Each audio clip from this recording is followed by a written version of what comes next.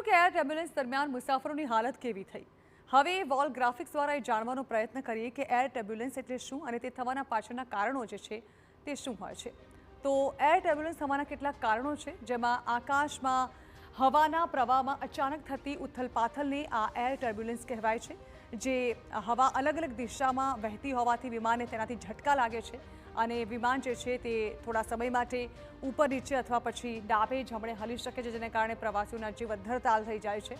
તો air turbulence સામાન્ય રીતે કુદરતી હવામાનની પ્રક્રિયા હોય છે અને તે પણ સામાન્ય રીતે ચોમાસામાં જોવા મળતી હોય છે, જેમાં મોટાભાગના કિસ્સામાં વિમાનના ટર્બ્યુલન્સથી વિમાનને કોઈ નુકસાન તો નથી થતું.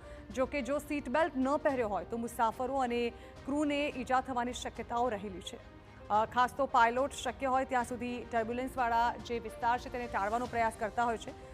કેટલાક ટર્બ્યુલન્સની અગાઉથી જાણ થઈ શકે છે, જ્યારે ક્લિયર એર ટર્બ્યુલન્સ જેવી સ્થિતિની આગાહી કરવી મુશ્કેલ હોય છે, જેના કારણે આ પ્રકારની ઘટનાઓ ક્યારેક સામે આવી શકે છે. તો જ્યારે પણ એર ટર્બ્યુલન્સની પરિસ્થિતિ થાય ત્યારે મુસાફરોએ કેટલી કાળજી રાખી શકાય છે, શું કાળજી રાખી શકાય તેની વાત કરવામાં આવે તો સીટ પર જ્યારે બેઠા હો ત્યારે હંમેશા સીટ બેલ્ટ બાંધી રાખવો જોઈએ.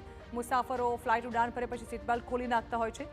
સીટ બેલ્ટનું સૂચક બંધ હોય તો પણ શક્ય હોય ત્યાં સુધી સીટ બેલ્ટ પહેરી રાખવો તે ખૂબ જ સારી બાબત છે.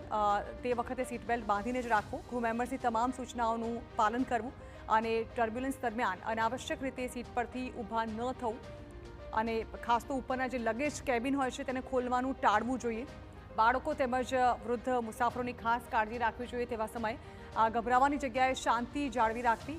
ગભરાટમાં ચીસાચીસ કે બોઉં કરવાથી આ સમસ્યાને પહોંચી ન શકાય, પરંતુ થોડા સમય પછી બધું યોગ્ય થઈ રહેતું હોય છે. ત્યારે લોકોએ ખાસ તો ડરવું નહીં અને આ પ્રકારની સાવધાની રાખવી તેવી પણ અપીલ ક્રૂ મેમ્બર્સ દ્વારા કરવામાં આવતી હોય છે.